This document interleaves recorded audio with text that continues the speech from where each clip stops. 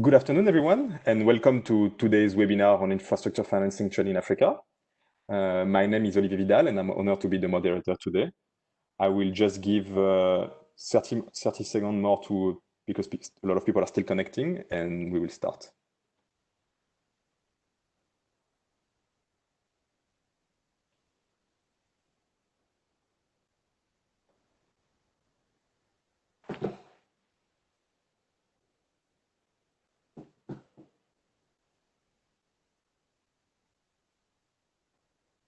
Okay, good afternoon, everyone. Welcome to today's webinar on infrastructure financing trend in Africa. Again, I'm Olivier Vidal. I'll be the moderator today.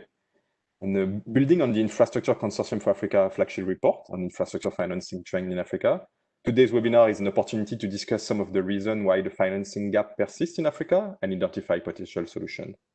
Local currency financing and infrastructure will also be addressed in the context of weak local financial market, trying to raise long-term local currency funding, which requires, as we will see, some innovative thinking. Before we get started, I'd like to go over a few items, including the structure of this webinar, as well as important instruction on how to participate in today's event. Next slide, please. The webinar will last a maximum of 60 minutes, including Q&A. For your comfort, we have muted all participant microphones, and questions can be submitted via one of the two panels on the chat section or using the Q&A tab. You can also simply click on the raise hand icon. Please remember to lower your hand and mute your microphone after your question, and also feel free to send a message to the organizer for any issues. In case you're experiencing any technical issue, please send a quick request for support and our technical team will be more than happy to help. Finally, the slides and the recording of this presentation will be available by next week on the Making Finance Work for Africa website. And also, please kindly remember to fill out the survey that will appear automatically on your screen at the end of the webinar. This survey is important for us as it helps improve the delivery of our webinars and to identify relevant financial sector related topics to discuss. Just before we start, I will introduce Making Finance Work for Africa, which is a G8 initiative hosted at the African Development Bank and whose mission is the establishment of a common platform for the harmonization and facilitation of financial sector development and knowledge sharing in Africa. Next slide, please. Making Finance Work for Africa focus on three interlinked strategic pillars: financial inclusion, long-term finance, and financial stability and regulation, with knowledge management serving as a cross-cutting pillar. You can access on Making Finance Africa website thousands of new articles and publications. Other donors beside the African Development Bank include GIZ, the French Development Agency, Afrexim Bank, the European Investment Bank, and the Dutch Foreign Ministry. Next slide, please. So today we have the pleasure to have with us two eminent speakers, Mr. Epifanio Carvalho de Melo of the Infrastructure Consortium for Africa, and Mr. Pierre Van Sway, Senior Vice President in charge of structuring at the Currency and Exchange Fund. And without further ado, Mr. Carvalho de Melo, over to you. Thank you.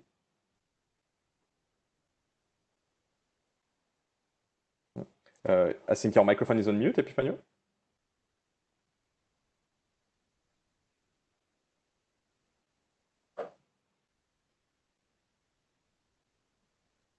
Epifanio, if you can hear me, I think your microphone is on mute.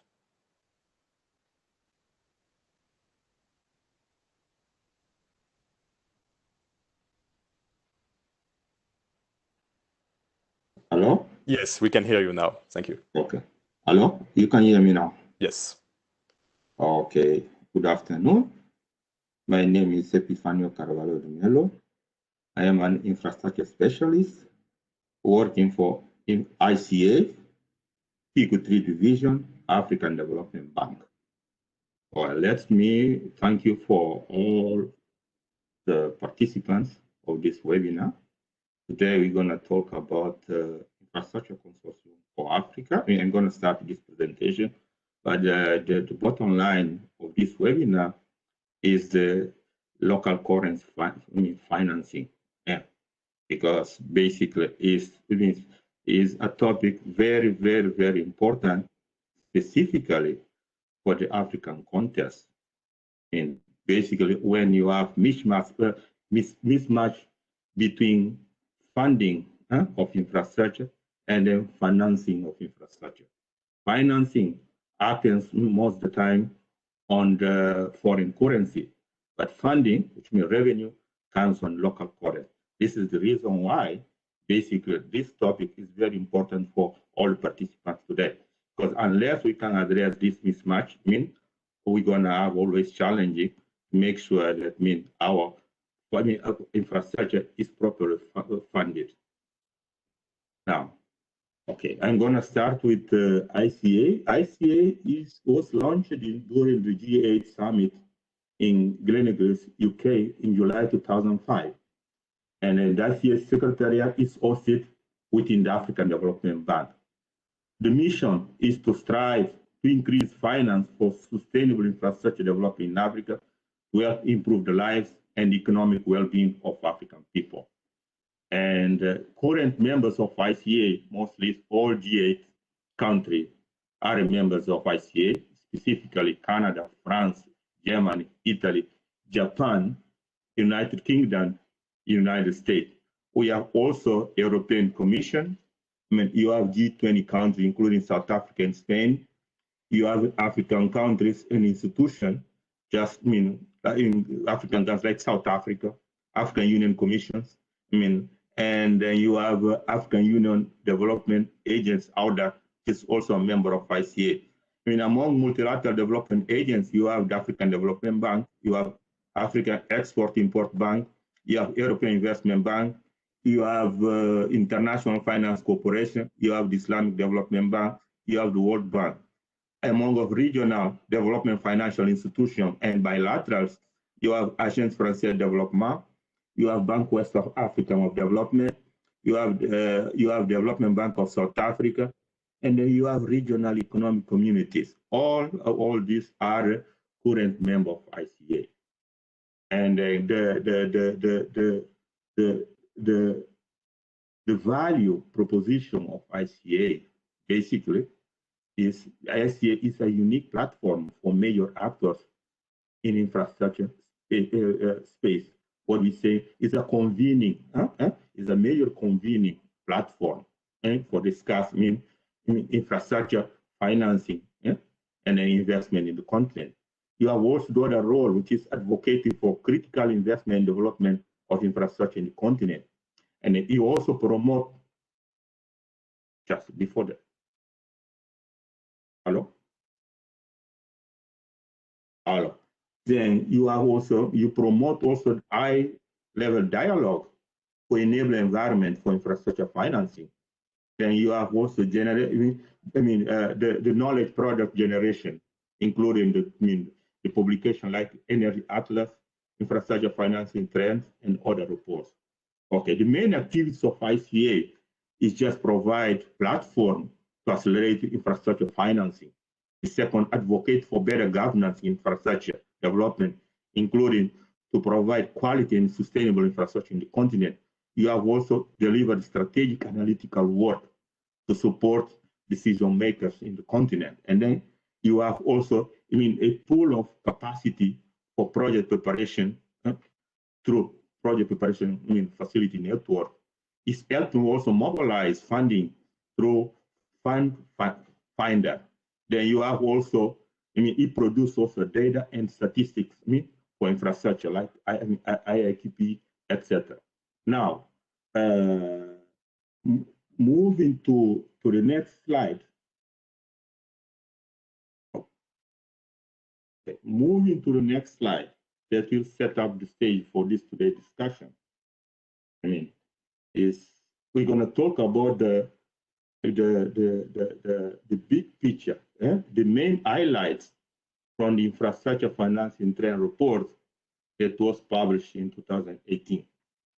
Okay, why this is important for this discussion, which means now when you look at this slide, you see that there is a constant increase of infrastructure, of volume of finance they go into infrastructure investment in the continent.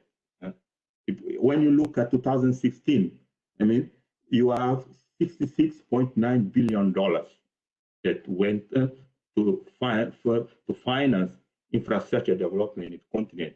2016, that number increased to $81.6 billion. 2018, 2018 is the first time that you reach the mark of $100 billion. And it's actually $100.8 billion that went to fund infrastructure in the continent. Now, how this $100 billion is shared by the investors or financiers. You see now that the African national governments continue to be the major investors in infrastructure in the continent. Second by China with 20.57 billion, then ICA members with 20.2 billion, and then private sector 11.8 billion, and then development bilateral financial institution comes next. Now, all this funding is distributed. For per region in the continent. You have West Africa that get most of the share of that funding, $25 billion, which is 25%. Then you have the North Africa, which is 19 billion, which is 19%. And then you have next to that, East Africa, 14 billion. You have Southern Africa, 13 billion. You have Central Africa, 7 billion, and then the rest. Now, this is the distribution of that investment for different regions in the continent. Okay. The reason why today's topic is very important, because basically we're talking about mismatch between financing of infrastructure and then funding of infrastructure. As you know, most of this financing comes in hard currency.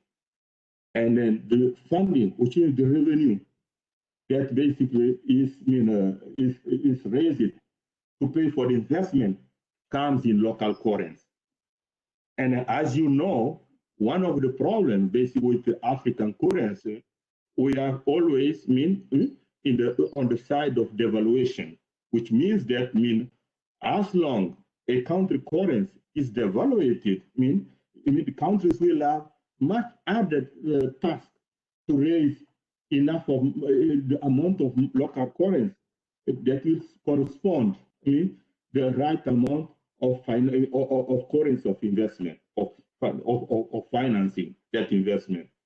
This is the reason why this today webinar is important because unless we can address this challenge of mismatch between currency of financing and then currency of funding of infrastructure, we will have a big problem. That's why basically I think that for all the participants, basically, this topic of today, if we can come up with any meaningful recommendation how we can proceed those things, it will be helping us, helping everybody. In fact, basically, our role is to mobilize the ICA, financing for infrastructure investment in the continent.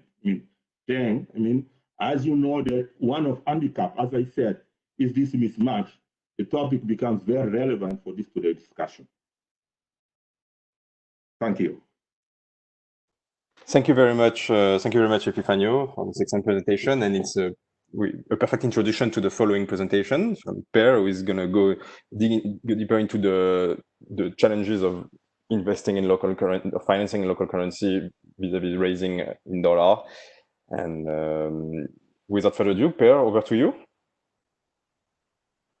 Thank you, Oliver and Olivier, I should say, sorry, and Epifanio for that intro. Just to check, you hear me clearly? Yes, very well. Yes. Thank you very much. First of all, it's a pleasure that we have been given the opportunity to present. So thanks to Isabel and the team at Making Finance Work for Africa to organize this and to invite us to speak. For us, local currency and infrastructure is a massively important topic, and it clearly is, as Epifanio was saying, clearly is also a very great challenge for the African continent. So we are very happy to be a part of this. To start with TCX and an introduction of who we are and what we do, and of me in that context. I am one of the people working at TCX on business development matters, and I cover Africa. Before joining TCX 10 years ago, which was just after the fund had started, it's been around now for 12 years. Prior to that, I have been with FMO, the Dutch Development Bank, for about 7 years, where I did work mostly in project finance in Africa, in energy and other sectors. Though I have some experience in infrastructure and project finance, within TCX, that is not the biggest part of our business. So yeah, the prior image was showing who we are. We can stay with this slide. That yeah, these are all. Maybe I should mention while we see that image. TCX is a joint venture of a wide range of development finance institutions. We have first loss support from German, Dutch, UK, and Swiss governments, and then a wide range of development finance institutions. The African Development Bank, our hosts of today, were among the founding shareholders and are an important partner in developing the, as it says here, the shared commitment to local currency. So to the next slide, please. What TCX does and what it was created for is to extend currency hedging markets into currencies that were not previously covered by commercial banks. So we have one role in life, and that is to provide a currency hedge, and mostly that product is used to enable development finance institutions, impact lenders, to provide loans that can be denominated in local currency, such that the exchange rate risk sits with the lender, who then hedges it with us. That's our purpose in life. So we're a market maker extending currency hedging offer of the commercial banks globally. We cover 100+ currencies. Today we support a portfolio of around $4 billion equivalent, which is spread across 55 currencies across the globe. I would say that, and that's important, that we'll come back a few times, that we cover all sub-Saharan African currencies. It says nearly because one or two countries are not covered in any way that includes by us, but practically wherever the development finance institutions go, TCX can support with hedging and enabling local currency finance. And I would say that in practice, we can support any volume. We have a different way of putting that is that we have never had to turn down a deal because we couldn't manage the volume. And we'll come to that also.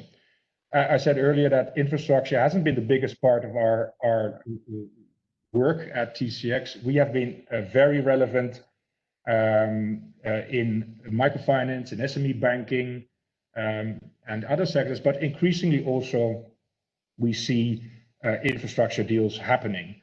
We've been doing some deals in telecoms, as it says here, social infrastructure, and in Africa, particularly recently in the off-grid sector, and occasionally utility finance, not just in Africa, but also in other parts of the world.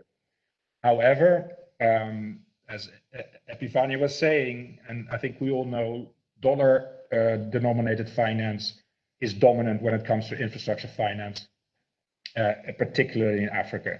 And the question is, first of all, why is that? And then we'll talk about implications and what solutions exist to do it differently.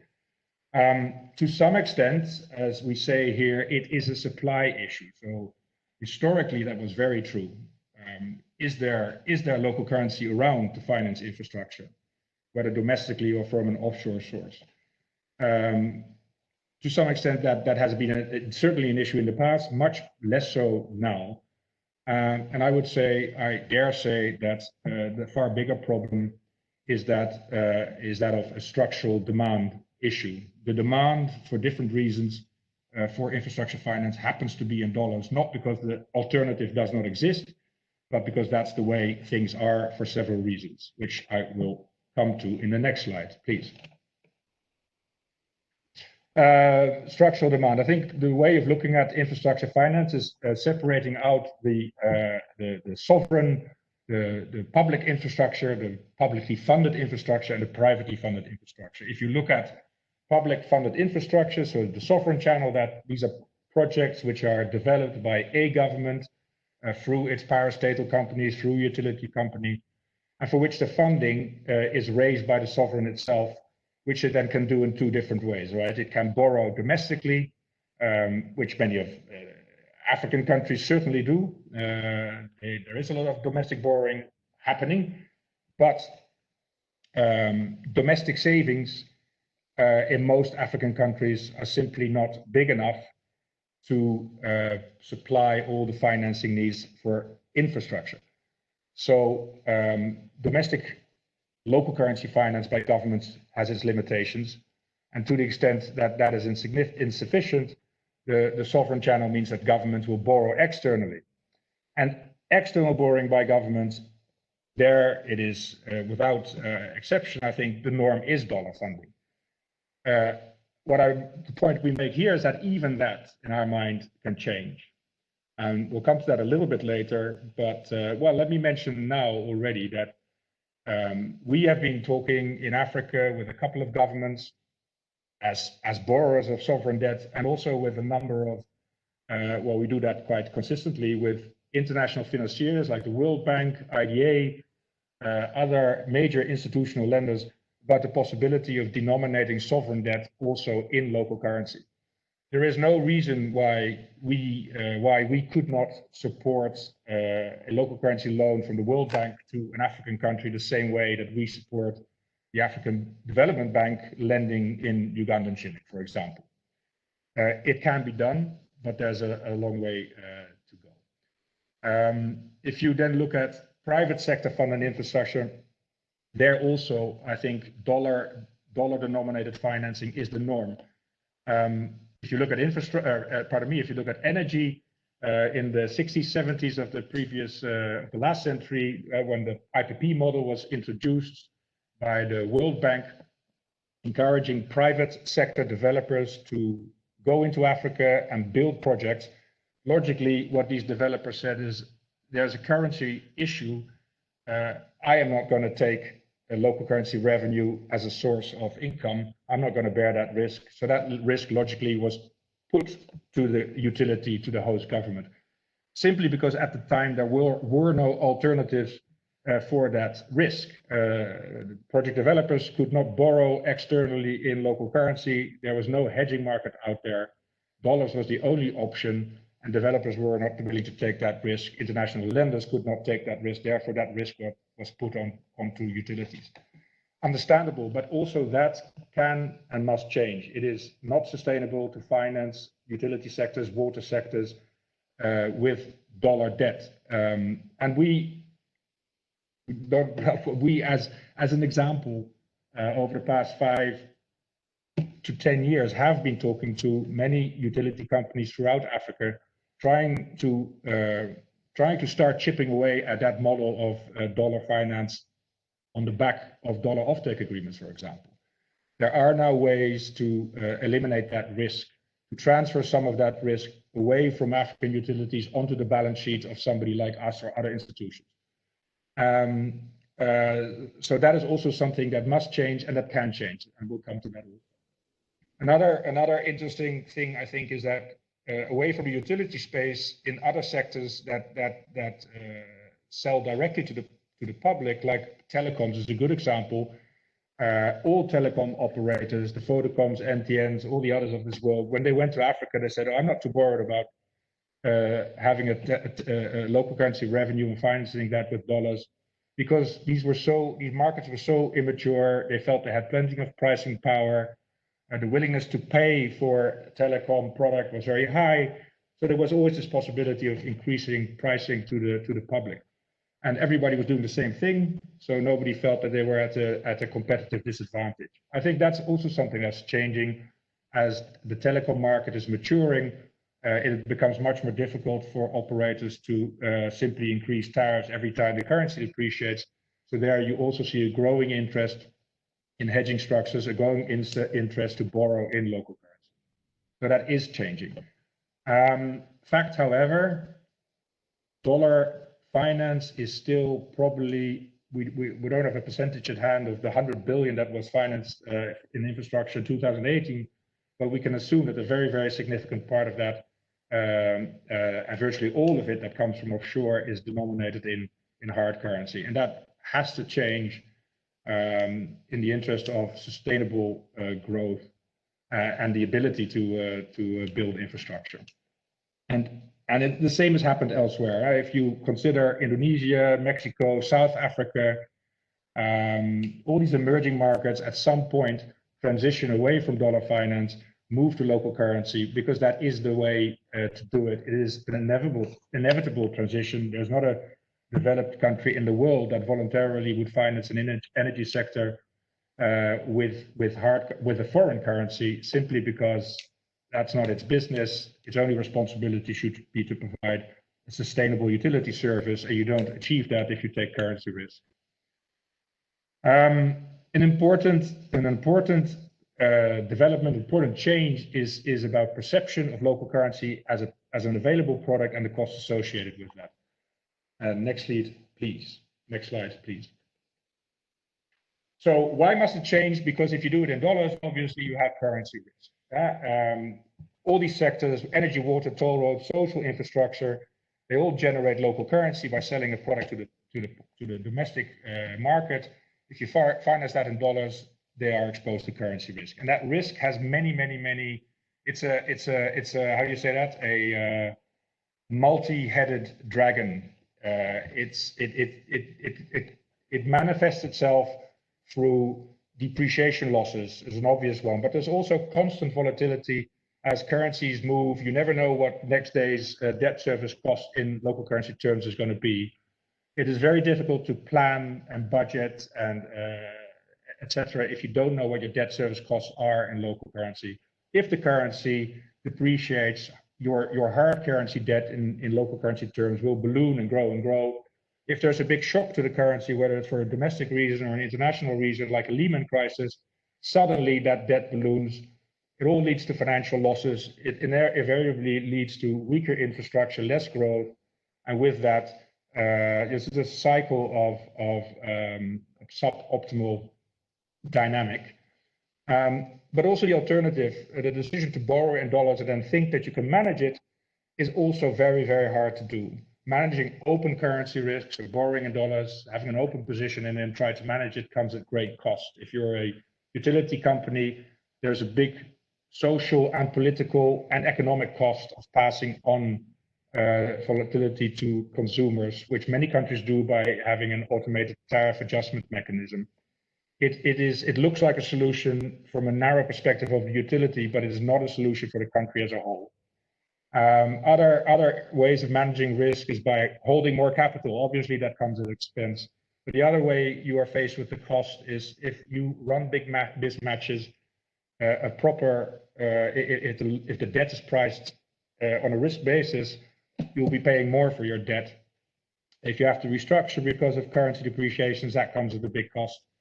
Or your business might be wiped out altogether. Many of the Indonesian utilities in the Asian crisis had to basically went bankrupt because of the currency shock. So managing it is also extremely costly. Next slide, please. We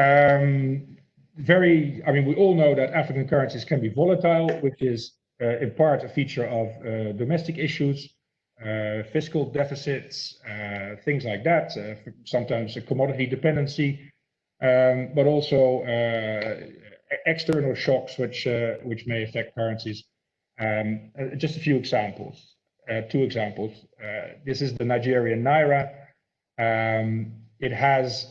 This is over the last 25 years against the dollar. There's two ways of looking at it. What is the average depreciation? Well, as I say here, the average depreciation, if you calculate that over 25 years, is 14% per annum. And even that is a meaningful figure because the hedge cost in these countries sometimes is 10%, 12%, 8%, 17%. And the natural response to many actors is, oh, that's expensive. But if you set that off against average depreciation, in this case of the Naira of the past 25 years, an 8% or 9% or 10% hedge cost doesn't seem too much at all. The other way of looking at it is if you borrowed $10 million in 1995, that at the time it would have been an equivalent of 220 million Naira, today close to 4 billion Naira. That is the Naira. Let's look at the next slide. A similar story for the Mozambique Meticai, average appreciation of 12% over the last 25 years. And you see your 10 million would have grown from 6 million in local currencies at the time to 70 million today. However, these averages are one thing, and they put into the right perspective the cost of hedging at a rate of 10% or 12%. But even more importantly is if you look at the shape of these graphs. In Nigeria, that is very much related to the oil price. In Mozambique, the spike a couple of years ago was related to the hidden debt issues that the country was facing. It is these shocks that are even more important, I think, than just the mere gradual annual average depreciation. If you have a tariff adjustment mechanism, that might work quite nicely, like it does, for example, in Kenya, where currencies will be quite stable, so the tariff increases have been very modest. But if you have a shock like happened in Mozambique, which was nearly close to 100% depreciation in the space of 3 months, after which it recovered, that's true. But how are you gonna manage that kind of shock as a utility? So that model of passing it on typically breaks down when you need it most, when shocks occur. Next slide, please. And that's, of course, what this image tries to communicate in a hilariously funny way.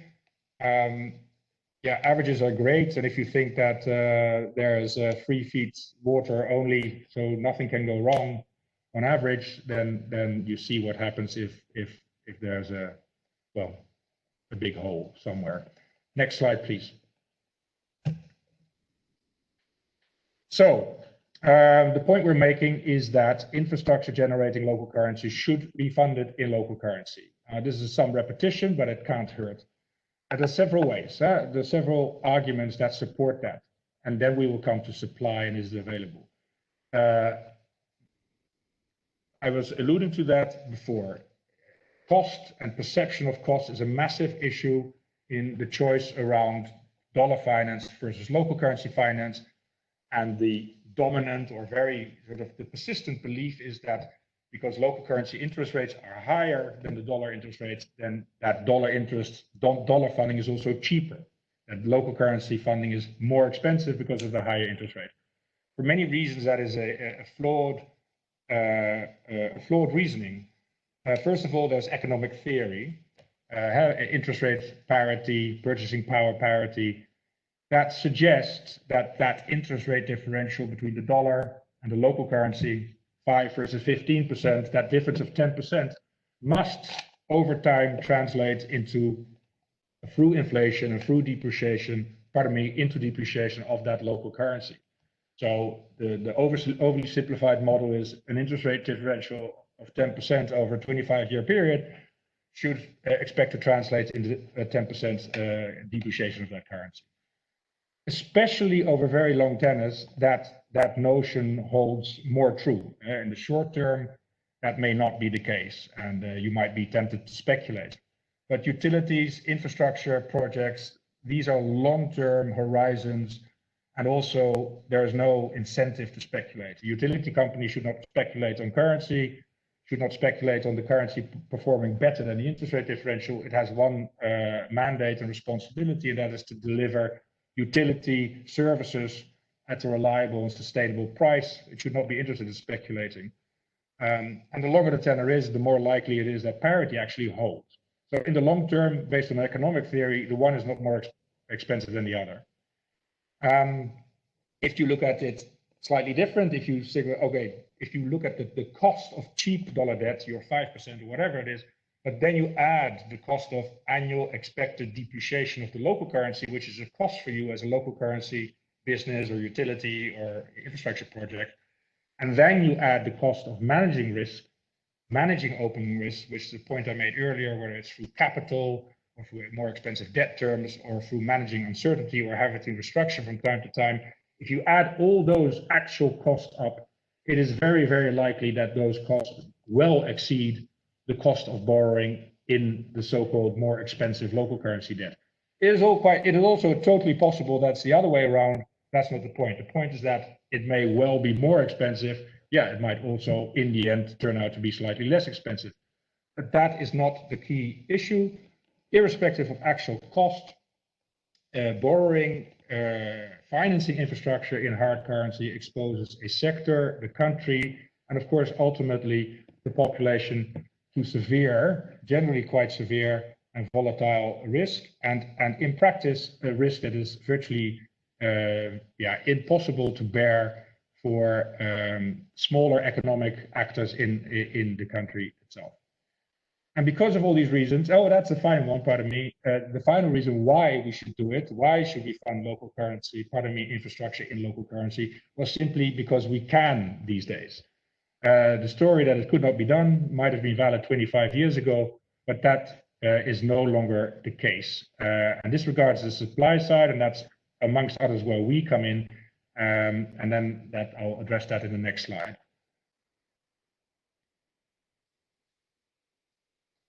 So, are there supply side constraints?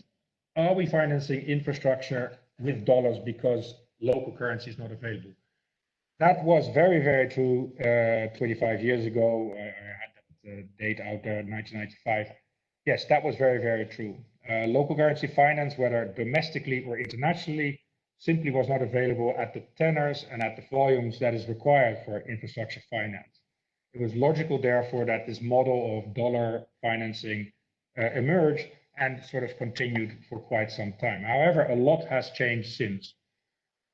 First, if you look at domestic local currency markets, yes, they are naturally limited by their volume of domestic savings. A small country can just not generate enough local currency savings to finance the construction of a big power plant. However, also these markets, as economies grow, are deepening and becoming more sophisticated and developing. And if you look at a country like Nigeria, obviously South Africa, and to some extent also Kenya, they have very deep and very well developed capital markets. I think Nigeria is probably, outside of South Africa, the best example of that. And there's a lot of infrastructure finance happening in the country using, through institutional investors, pension funds, the banking sector. And as these economies grow, that capacity will grow with it. And that's something that's already happening. But even more so, the international local currency market is virtually unconstrained. And that is something that is quite interesting. TCX, and not just us, and at some point this will happen, other institutions, I was mentioning the World Bank and the IDA and others, these institutions have the ability, by bringing together capital and by bringing together the expertise and the know-how, to provide hedging instruments in virtually, well, unlimited is a bit bold, but very significant volumes, certainly sort of to keep pace with growing demand for local currency. One very interesting thing, the way that TCX provides hedging volume by bringing together capital, the same, you could imagine that model would be expanded and multiplied using much more capital to increase more volume. Another way, what actually TCX is doing over the past 4 or 5 years, we have been working together with a number of the TFIs, and we're working together with African Development Bank to structure these issues. We support bond issues by development banks. We structure them in local currency. They are sold to international investors, and we hedge them back to dollars. The interesting thing there is that as long as there's asset managers out there in the developed world that are interested to buy local currency denominated bonds from the African Development Bank, the IFC, and others, we can increase hedging capacity to pass that on to lenders financing infrastructure. And it's a bit bold to say that that is unlimited, but there is very, very significant local currency supply capacity that can be harnessed through these instruments. So supply is not really the issue. In the past, tenors was a big theme. There was always this concern, infrastructure requires long tenors, and that's not available in local currency. That is also these days no longer true. Domestic markets can handle much longer tenors. Again, Nigeria is a great example. And we at TCX, about 5 years ago, we abandoned any tenor restrictions and can offer any required tenor. The African Development Bank, using our hedging support, can offer 30-year debt in any African local currency. That's not a problem. So if you combine sort of unlimited supply, again, a bold statement, but we need to think big in order to make things happen, combined with the ability to offer infinite tenors, the supply issue is not really there. Again, that's bold and maybe oversimplifying, but the point is that if developers and regulators and governments, development financiers, all come together and build a consensus around what can be done, and that the product is out there, that the expertise is out there, that the hedging capacity is out there, then projects can perfectly legitimately in a much more sustainable and ultimately cost-efficient way be developed by using local currency. And I think that's the big challenge that we see in infrastructure, in energy, is not so much anymore only the issue of supply, but is really to get all the stakeholders together and build a consensus around the fact that it is possible and can be done, and then change the demand. So energy projects, regulators should move towards requiring developers to accept a local currency offtake agreement to finance the project of local currency. To conclude, just the final slide, please. And I realize I've been taking more of my time. I hope that's not too big of an issue. Just wanted two examples, right? It's nice to show examples, and I say featuring ... because it features the African Development Bank in these two cases as the lender, and TCX is the hedging provider. So two projects, one for a university project in Nigeria, $20 million equivalent Naira loan, long tenor, supported by a TCX swap, and a $40 million equivalent Zambian Kwacha loan, even with a much longer tenor of 14 years. Again, African Development Bank made that possible and hedged it with TCX. So I think two great examples of supporting some of the assertions I made earlier. Thank you. Thank you very much, Per, for this excellent presentation. We are now entering the Q&A session. We have a little bit more than 15 minutes. We've received quite a few questions, so while we gather them, maybe I will start with a question myself to Epifanio and another one to you, Per, and then I will read the question that we received. Epifanio, I wanted to ask you, what is your perception on how the infrastructure financing market will evolve and react to the post-COVID-19 economic crisis on the continent, particularly regarding accessing long-term finance? And do you think there will be a sector that will be most impacted, or a sector that is proving to be more resilient? Okay. First question. Yeah. Is the impact. Yes. Second question, which sector is going to be most impacted? Yes. Okay. Sector impact. Now, let me start by first question. First question, I think this is going to be a topic of fruitful thing for all of us. because basically, if we assuming that basically COVID-19 will lead countries to think about a new development model. Instead of going to globalization, we have to deglobalize the world. Yeah, I mean, assuming that basically if you have, I mean, huge supply chain, global supply chain with COVID-19, you can transmit disease, along the different continent border. Then we say to shorten the global supply chain, we have to design a new model, which means regional global chain, which means then, if it's going to be the future model, providing that we do not have a ready vaccine to deal with this COVID-19, we say, okay, each region or each country enter into model of basically national industry, which means instead of global supply chain. That is one implication for building the infrastructure. Because for our case, basically, and ICA, and then the PPA, which is a project operation facility, it has been trying to provide regional infrastructure, and then trying to connect regions, and at the same time connecting Africa to global, global suppliers, in the world market.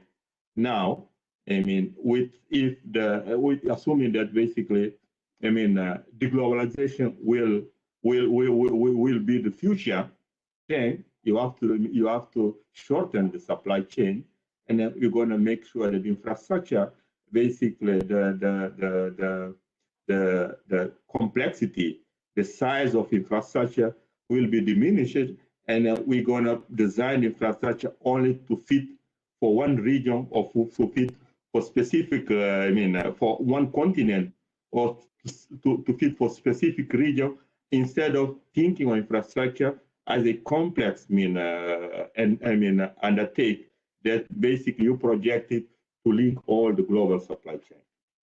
That is one view of what globalization can bring. With what COVID-19 implication of COVID-19 in designing of building infrastructure. What is the impact of new? This is new norm. New norm global. Deglobalization, which means shorter supply chain, not global supply chain. Either you measure it to region or to the continent, which means the size of infrastructure will be basically reduced. If you plan for shorter global shorter infrastructure global chain, instead of projecting design infrastructure, you think about global supply chain. You just put it to regional or national or between border.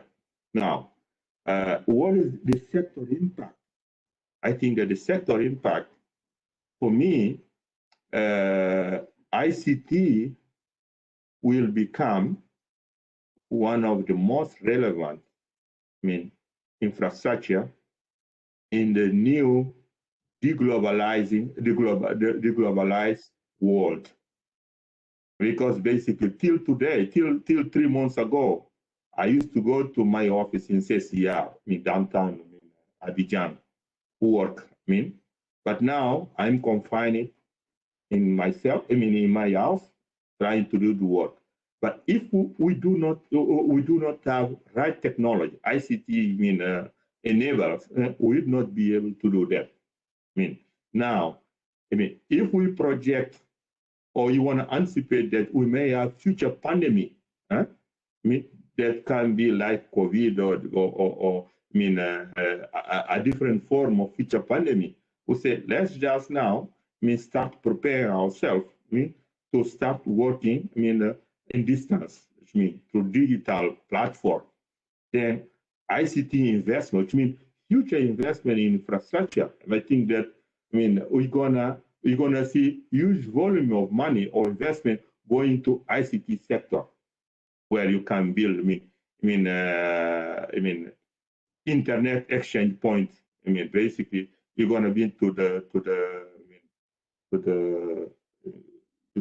data center, regional data center. You move into fiber optics on a broadband. I think that basically provide, assuming that basic COVID, I mean, or something like COVID will happen in the future, or will not have vaccine to address COVID, probably in terms of ICT investment should increase. I mean, which means when you're gonna have, I mean, infrastructure financing trend report in future, probably you're gonna see increased investment that is gonna go to ICT sector. Energy will continue the same because delivering energy basically through regional value chain or to the country itself, equipment is going to be, I think that the need is going to be the same. Transport modality may be different. Water will be the same. I think the substantial investment, the changing impact will be mostly on ICT sector. This is my view. What the impact of COVID-19 for infrastructure investment and financing, and then basically what is the future model for it? Because if we're assuming that basically we're going to deglobalize the world, and then we have to build infrastructure to fit the new model of organization.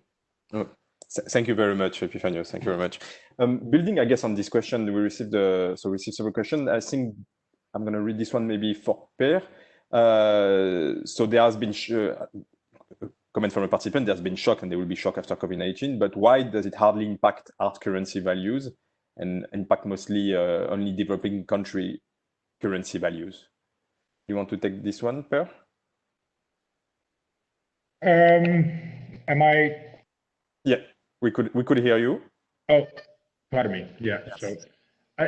So the question is, why does COVID seem to impact local currencies more? Yeah, shocks in general, right? Why do they mostly impact developing country currency values?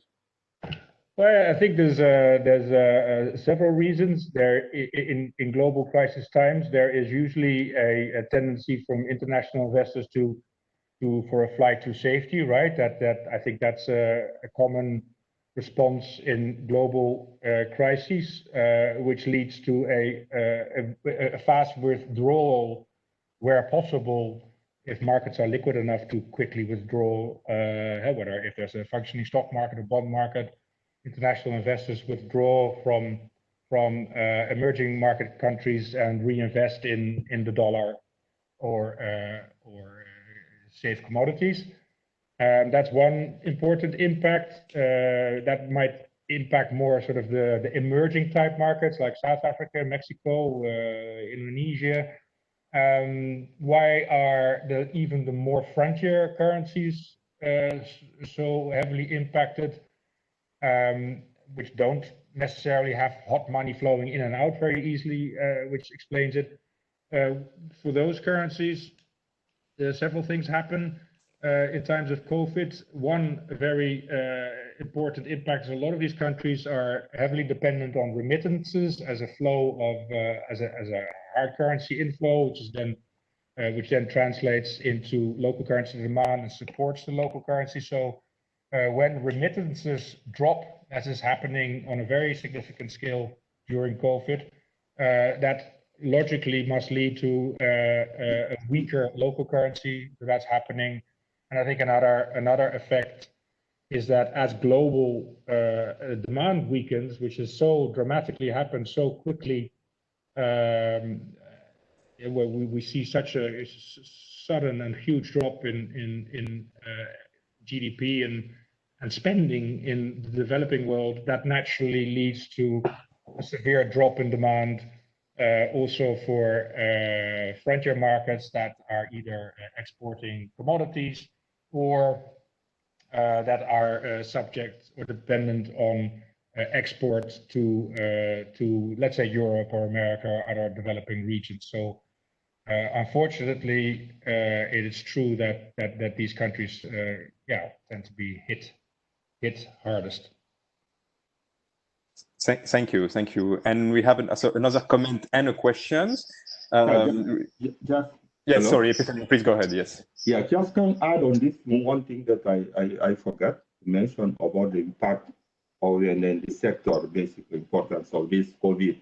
Yes. I think that basically in our case, we used to develop economic infrastructure. I mean, when you say economic infrastructure, is energy, ICT, transport, and transbordar water. Now, basically, with COVID-19, I think that probably we should change the emphasis to include social infrastructure. Health, health and education infrastructure in the planning. But which means, we may be including in our pipeline of projects that we can design to say, okay, the importance that we give to economic infrastructure, COVID, lesson can lead us to start thinking to give the same importance to the social infrastructure. Which means specifically health sector infrastructure, regional hospital center, regional clinic, and specifically for African continent. Because basically, when you look at the impact of COVID, as the science, or the data is showing us now, the COVID is impacting more low-income people. In the United States, is impacting more Black people. In Africa, you have low-income people, which means the impact of COVID will be greater on the low-income people. Now, at this point in time, we were thinking of changing the way of funding infrastructure, moving for concessional loan to PPP and the private sector involved in infrastructure development. But with COVID-19 now, you have to bring back the issue, the funding, public sector funding infrastructure. Because when you're talking about funding hospital, education facility, you may not have attractive model that will bring private sector to those infrastructure. You still, with implications that, grant-based financing, concessional loan should be increased to tackle this post-COVID world. Which means funding more, social infrastructure, including hospitals, and then education facilities. Absolutely. Thank you, Epifanio. I think so. One comment and question to Pierre. So, what can you elaborate on the role the African commercial banks and government can play to address the local currency problem, and how they could work together, and we, the development community, could work with them to help?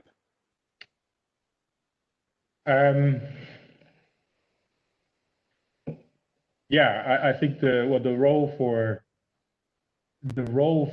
commercial banks. Commercial banks are commercial banks, so they'll follow where they can replace their deposit money at a commercially attractive way. I think there's a bigger onus on local government to initiate changes. In most African countries, it is perfectly doable for power projects, certainly, for power projects to be financed by domestic local currency market.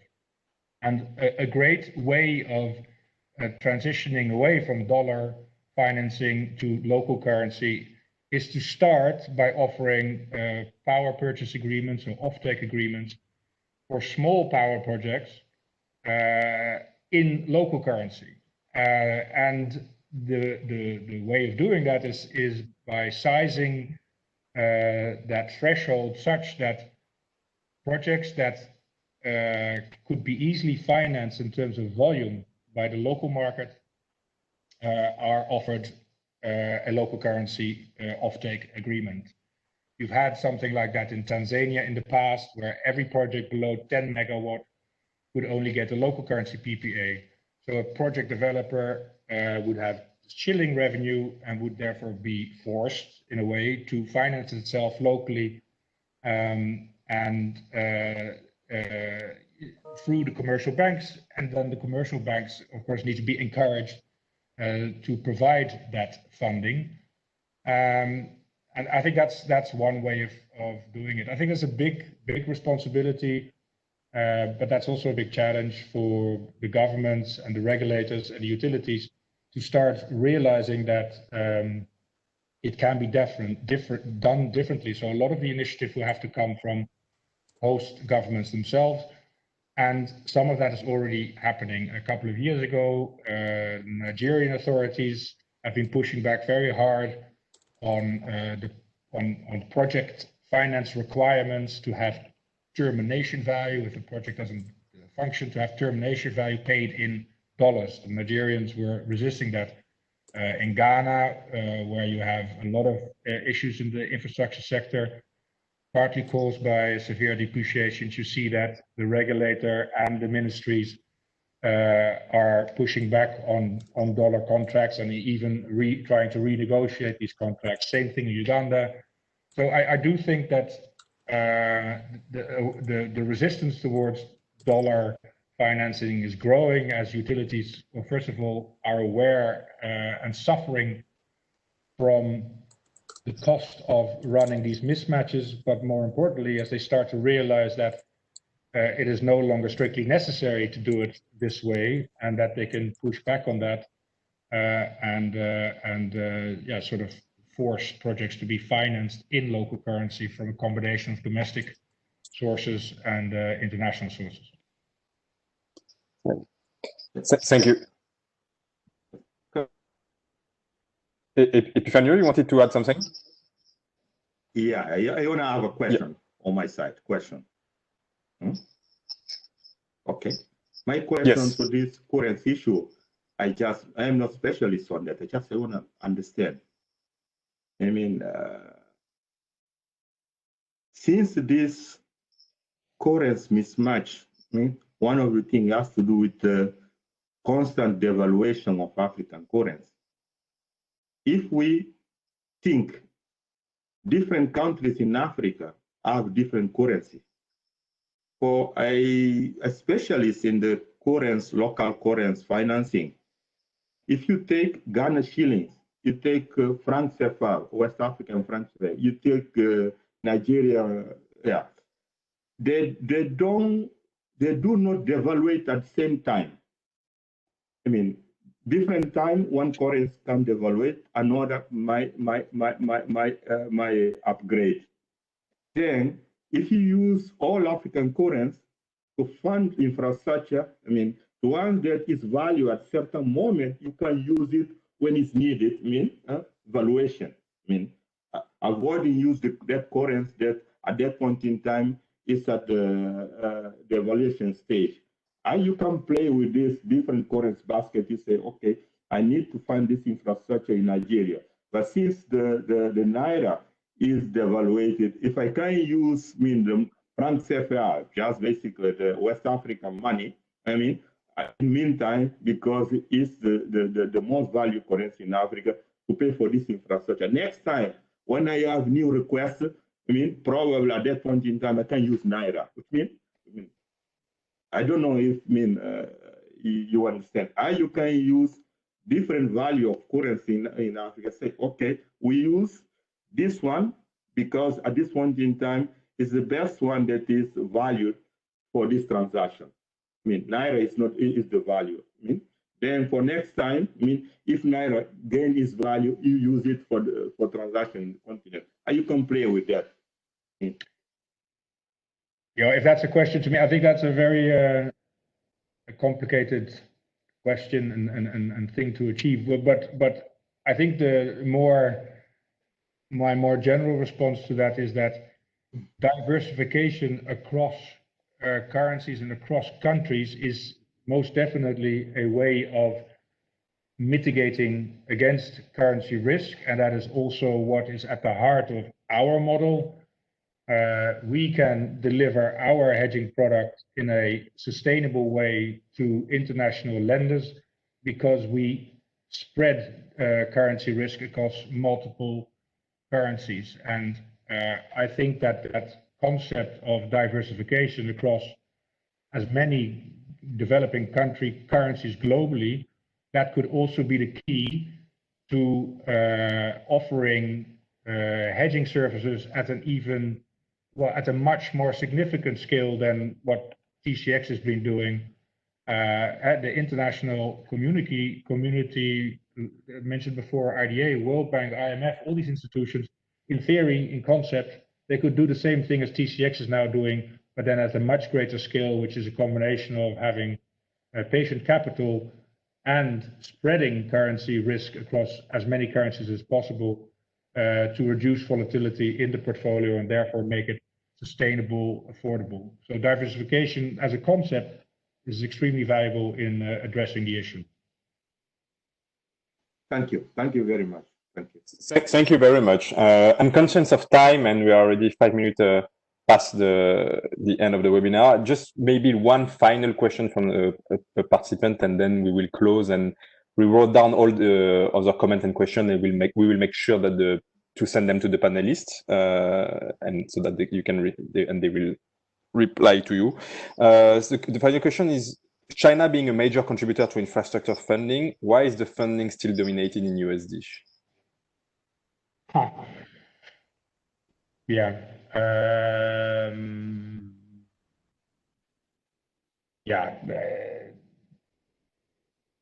That's a whole. The Chinese and their role in infrastructure finance. I'm not sure that I don't want to say anything inappropriate, but I'm not sure if I think offering infrastructure finance in local currency is very much about a choice and a priority. It requires a change in thinking and in approach, and it will cost effort and a collective effort. It's not about making more money. It's about doing the right thing and offering the most sustainable product. I think it probably will require collective effort from the development finance community, and I'm not sure if the Chinese are also part of a multinational infrastructure bank, but I'm not sure if they're primary. It's about priorities, I think. In theory, they could do the same as others, as we have been suggesting. And maybe they can come to the fray when sort of a TCX solution at a much greater scale would be considered, and they could be one of the development finance partners. Yeah, something for the future. Okay. Thank you, Per. Well, I want to thank Per and Epifanio for their great contribution and for taking the time today to be part of this webinar. As I mentioned, the slides and the recording of the webinar will be available on the Making Finance Software for Work for Africa website. So I invite you by next week to have a look. We will also send the link to all the participants. And without further ado, I will close this session and thank you again all. Have a great day. Thank you, Olivier. Thank you. Bye-bye. Thank you. Bye-bye. Bye.